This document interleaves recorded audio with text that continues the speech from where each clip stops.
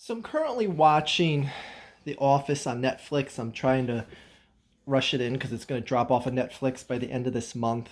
And I never watched it from beginning to end. And I'm on the ninth and final season, about halfway through, so I'll get it knocked out. But one of the recent episodes was an episode where Meredith has lice. It's discovered that she has lice, and the whole thing of it was, figuring out who else in the office has lice. And Aaron's like, oh, I've had lice a number of times, so I'll check everyone to see if they have it or not. And anyways, but the point of this is that this made me think about how when I was in grade school, they used to check us for lice all the time. Even bald people like me, because this is what my hair looked like in grade school too. Um, it I was like wondering, like, is this still a thing? And I posed that question on Twitter the other day, and some people said no, they don't do that in my school. What, are you nuts? And some people were like, yeah, they actually did that in my school. People from other countries say that yes, they did that in their schools when they were younger as well. And then it just got me thinking to like a whole bunch of like other things that happened in my grade school. And I'm just curious if things like this happen in schools you went to, or if you have something that you would consider either like bizarre or interesting that happens, like you wonder if it still happens today, or that you only know if it happened in your school or just your country, whatever. Share it in the comments below, because I got a lot of good feedback when I post the lice question on Twitter. And one of the other things that I remember happening is getting checked for hernia. It wasn't every year, but every like 3 to 4 years, all the boys would be taken in. Actually, it was specific grades, so it was like whatever, like third grade, sixth grade, and then ninth grade, whatever the separation was. Every boy in that grade was taken to the nurse's office and checked for hernia. By the way, I had someone say how they went to like a Catholic school and they didn't have nurses there because it was something they didn't believe in or something. Anyway, I don't know. Did anyone go to a school they didn't have a school nurse? Because I never heard of such a thing till yesterday. Anyway, you're taken down, and if people don't know what a hernia examination is, okay, now keep in mind, this is like both post-pubescent and prepubescent boys going into a room with a doctor that is not their own. All right, every one of the boys in this grade are taken down in groups, and then one at a time you go into the room with the doctor.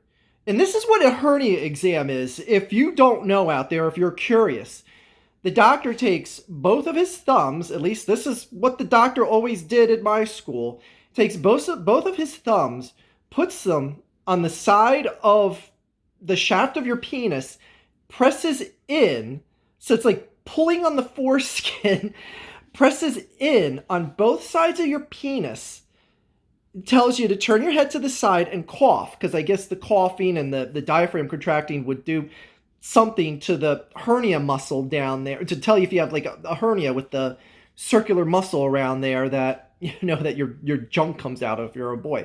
Anyway, and I could just remember just how just like creepy this was, and like not even really understanding like what was happening. Like that's the thing.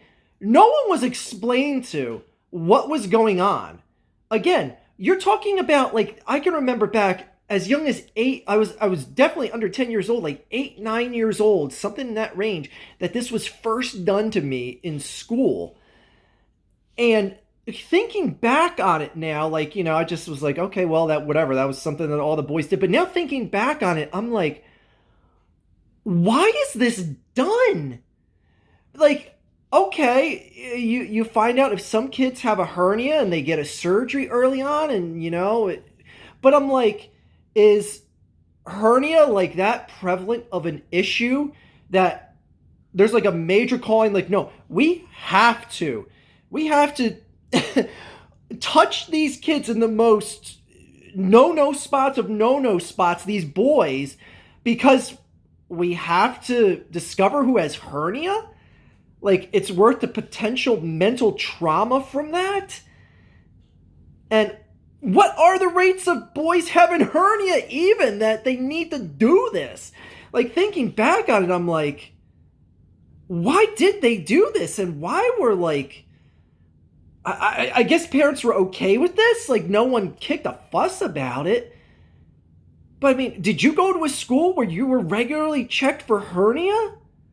Like I said, I can remember it was done 3 separate times, and I want to say it started around 2nd or 3rd grade, the first time it was done. And again, maybe I'm misremembering how young I was. I could have sworn I was like 9, 10 years old the first time it was done, but I remember it happening multiple times. You know, people are going to like say some comments like, "Oh, it was probably just done to you, you dumbass. You're getting molested." No, trust me, it was all the boys in the class. And someone out there will know and say, like, yeah, my school did that as well.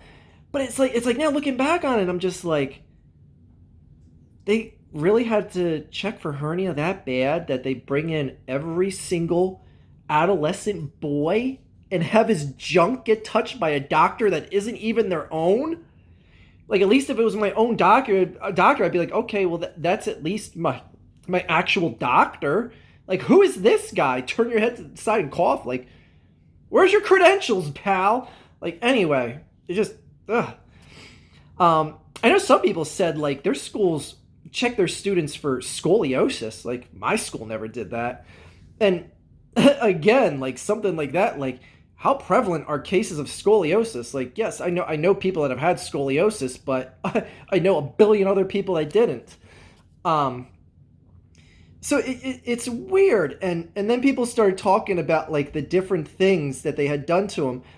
Someone else brought up the ear test examination, which I do remember that, where they put headphones on and they tell you if like you could still hear the tone, like it would just be like a real like lower high pitched tone come out one side, and you have to signal which side the sound came out to find out if you're deaf or going deaf. And the eye test and stuff like that, which was how they discovered how I was born blind in one eye, because I remember in it was like 1st grade or whatever. Actually, my mother kept the note that was sent home from school with me that said, "Your kid can't read the big E with his right eye." So that's how blind I was as a kid. Vision has been somewhat corrected, but we're not here to talk about my medical history. But yeah, it's bizarre. Like the things like I can understand the ear test and the eye test, because to be going to school you should be able to see and hear. I understand that, but checking for scoliosis, checking for like even lice. And the whole thing about lice is, I don't know how it was conducted in your schools or if it was conducted at all, but I remember the school nurse would come in with like a big like ream of combs, of black combs that she would use to comb your hair, look through, dispose of it, take a new one out, next student, comb your hair side to side, look through, throw it out. I think even like she'd have like a flashlight too. But the thing is this was conducted during class. Like the nurse would just be like, it was like lice examination day.